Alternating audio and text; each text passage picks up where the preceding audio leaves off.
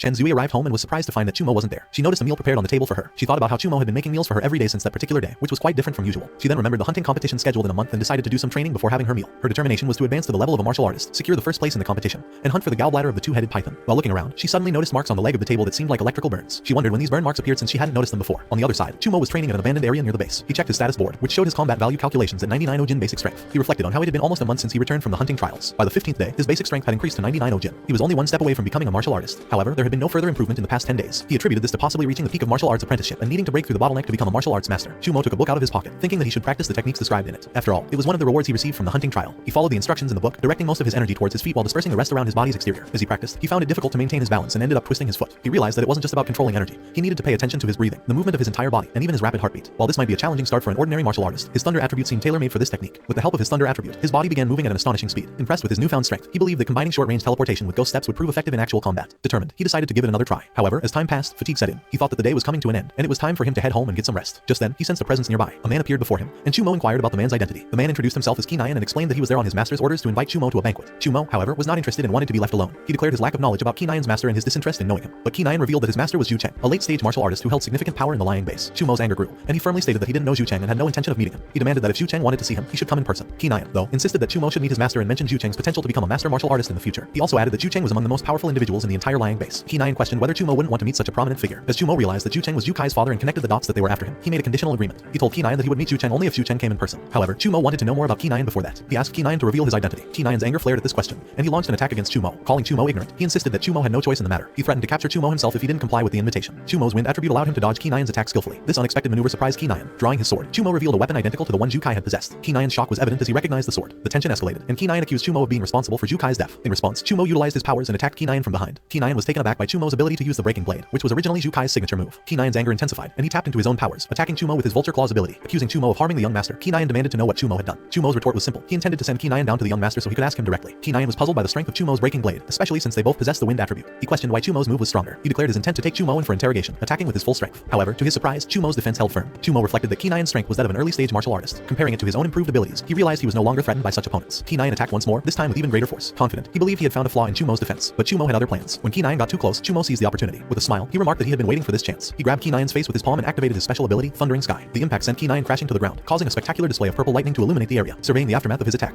Chumo saw Kinayan lying beaten on the ground. Chumo declared himself the winner, convinced that, as an early-stage martial artist, Kinayan was no match for his current strength. However, his triumph was tempered by his growing concern for Zhu Cheng's strength. Knowing that Zhu Cheng suspected him of Zhu Kai's murder, Chumo believed Zhu Cheng might come after him personally. Chumo acknowledged Zhu Cheng's many years of experience in the late stage of martial arts and feared that Zhu Cheng might be more powerful than he was. In light of this realization, Chumo resolved to advance from an apprentice to a master as quickly as possible. He hatched a plan to venture deeper into the wilderness and use combat to break through his limits, gaining even greater power. He decided to visit a place called Martial Arts Supply Hall. This place is important for every martial artist before going on a hunt. It's where they exchange materials, learn about tasks, and get awards for completing missions. Chumo went there, thinking, I need to become stronger before venturing into the wilderness. He noticed a store named Jade House, owned by the famous Jade Business Alliance. As he entered the store, a friendly girl greeted him, asking, how can I assist you? Chumo explained his plan to go into the wilderness and asked for her recommendations on essential items. The girl responded, you've come to the right place. Our store offers a variety of wilderness survival kits, including first aid and all sorts of supplies. Nearly every martial artist gets these. Chumo picked up a luxurious set priced at 600 yuan and inquired about the cost. Onlookers began to think that he must be a strong martial artist to handle so much money. A short distance away, a little girl was pleading with adventurers for help, but the man she asked grew irritated. He refused, saying, I won't take your task. It's too dangerous and difficult for me. The task involved dealing with a level 2 ferocious beast called the two-headed python, requiring the strength of a mid-level martial artist. He urged her to find someone else. The girl had a sorrowful background story. She lost her parents at a tender age, then got adopted for a few years. Unfortunately, her adoptive mother also fell ill. To cure her mother's ailment, they needed a heart from a special beast, the two-headed python, which was level 2 and fierce. However, no one was willing to help due to the beast's strength. She had nothing to offer except a special egg that would hatch in 10 years. Chumo believed that with his current strength, challenging a level 2 medium ferocious beast was not impossible. Fortunately, the habitat of the two-headed python was Dashu Mountain, his destination this time. He decided to help the little girl. Approaching her, he asked, is the task still available? The girl confirmed it was, and he agreed to take on the task. 2 days later, Chumo arrived at Dashu Mountain, a relatively safe area within 20 miles of the lying base. It also served as the trial area for base training. The closest real wild region to lying base was Dashu Mountain, 100 miles away. This was the prime spot for lying base martial artists to strengthen their skills and gather supplies. At Dashu Mountain, Chumo encountered many level 2 low ferocious beasts known as iron mantises. After battling them for half a day, he felt the training's impact. Thanks to his talent for thunder and lightning, his strength reached 50,000 jin. His concentrated efforts in obtaining resources and treasures from beasts polished his power, which had been slightly affected. His breaking blade technique had also advanced to the second level, and he was on the brink of breaking through the ghost steps technique. Using his sword with full force, he attacked the Montessori creatures. He resolved that once he became a martial artist, he'd look for the two-headed python, as he had promised to the little girl to get her the python's heart. At the academy, a large gathering had assembled, and many were speculating about the reason behind it. Some whispered that it might be about the announcement of the academy's general trials. Others believed the gathering was because the dean was scheduled to arrive that day. Suddenly, a group of imposing individuals entered the scene, prompting people to inquire who they were. Soon, the dean of the academy, the Grand Master of Martial Arts, Shen Jin, made his entrance. He requested the students to quiet down and inform them that this year's student hunting competition would be distinct from previous years. He disclosed that the Lying Base would collaborate with the Chengfeng Base to organize a two-city trial. This unique hunting trial wasn't restricted to the students of their own academy. It extended to students from other academies and martial arts schools in the base, including those from the Martial Arts Academy in Chengfeng. The announcement took everyone by surprise. They discussed how significant it was, given the participation of various academies and martial arts schools from both bases. It was clear that this would be a massive trial. The two-city trial came with increased rewards rewards, but the risks were equally higher. Addressing their concerns, the dean acknowledged the apprehension among the students. He assured them that the trial would occur on the outskirts of Dashu Mountain, a perilous location that required no further description of its danger. To provide flexibility, students were allowed to form teams for the trial. Additionally, if they found the trial too challenging to continue, they could withdraw without consequence. Emphasizing the balance between danger and opportunity, the dean highlighted the generous rewards provided by both bases. The top 10 teams and individuals would receive rewards such as storage bags, martial arts techniques, as well as blood and primordial stones. Upon hearing about these generous rewards, excitement filled the air, and many expressed their eagerness to participate and excitement for these prizes. Chen Zue felt relieved that Chumo wasn't present. He deemed the trial too dangerous for him. Recently, Chen Zue had elevated his strength upon entering the martial artist route. He aimed to secure a spot in the top 10 and defeat the two-headed python to acquire its heart. This, in turn, would aid Chumo. Amongst the students, a scuffle ensued. Zhu Guang, a student from Chengfeng, initiated it by ridiculing lying students. The same girl from earlier intervened to halt the clash. She questioned the boy, asking if his name was Zhu Guang. Observers remarked that private fights weren't allowed on the premises. Zhu Guang, upon catching sight of the girl, remarked, "I didn't expect such a beautiful girl to be here at this small lying academy." A teacher intervened, scolding both parties and signaling that they were ready to depart. Zhu Guang looked at the girl and declared, "I'll see you in Dashu Mountain, little beauty," before walking away, leaving the crowd in astonishment. 3 days had passed, and Chumo found himself amidst the vast expanse of Dashu Mountain. The towering trees enveloped the area, and he looks exhausted due to 3 days of continuous fighting the ferocious beasts. He sensed a rumbling sound echoing from different directions. Reflecting on this, he commented, "The tiger and thunder leopard are roaring within me. This signifies a breakthrough." He revealed that after revealing his vulnerability, the ferocious beasts had relentlessly attacked him. In response, he consumed a potion, awakening the powers of the lightning wolf within. He said that he can feel a surge of overwhelming power all over his body, and he can't seem to get rid of it, so he needs them. He called the powers to come and help him, and suddenly his whole body is surrounded with purple lightning powers. With a swift, powerful swing of his sword, he vanquished the ferocious beasts in a single blow. A spectacle unfolded, with Chumo standing amidst the lifeless bodies he had just killed. He performed a cleansing technique on himself called Yijing Marrow Cleansing, and is impressed to see that all the impurities in his body are completely expelled due to this incredible technique. His status board displayed his battle value calculation. His basic strength now stood at 17,710 jin, with attributes of both wind and thunder. Elated by his heightened strength, he exclaimed, "I've surpassed the 10,000 threshold of my basic strength. With the added attributes of thunder and wind, I can take on even a mid-stage martial artist." Confidence surged within him as he thought, "I'll be able to fight even mid-stage martial artist. Now I don't have to be afraid of Zhu Cheng. I am almost ready to go back and face him off in a battle." However, he was reminded of his original mission when suddenly he heard a noise coming from behind the trees. He looked back and realized it was the two-headed python. Before him appeared a giant level 2 medium ferocious beast, the two-headed python. He said, "Originally I approached the habitat of the two-headed python while practicing, but I didn't expect to find it before I got there. It must have been attracted by the noise of my breakthrough." It was a massive creature with 2 heads, burning red eyes, and a size that made Chumo appear very tiny. Gripping his sword tightly, Chumo braced for combat. Noting the creature's level and the aura it emanated, he surmised that it matched that of a level 2 advanced ferocious beast, akin to a late-stage martial artist. The python lunged with a poisonous gas attack, prompting Chumo to narrowly evade. A second head suddenly emerged, aiming another attack that could have been fatal if not for Chumo's swift evasion. The python unleashed more poisonous gas, heightening Chumo's concern due to its paralyzing effects. Activating his wind attribute, Chumo gained swiftness and agility to dodge the attacks. He said, "The python's 2 heads are in perfect synchronization. Each attack forces me in the direction of the other head. I can't let it catch up on my momentum or else it will not end good for me." In the midst of battle, one head of the python tore through Chumo's shirt sleeves, highlighting the creature's swiftness. Chumo struggled to evade the relentless assaults, realizing he couldn't prolong the fight. He devised a strategy, concentrating energy in his legs to unleash the second level of his Ghost Steps ability. Despite the python's rapid attack, Chumo successfully dodged it. Taking advantage of the python's confusion, he struck one of its heads, severing it. The python writhed in pain, releasing venom and anger. Chumo noticed his breakthrough had succeeded. His speed had doubled. He now eluded the venomous attacks with ease. Chumo gathered all his remaining strength and dealt a final blow, ending the python's life. He let out a sigh of relief after finally killing it. He thought fortunately Ghost Steps broke through during the battle, otherwise the two-headed python would have been really difficult to deal with. He then remembered his original mission that the heart of the two-headed python is the needed item for the little girl,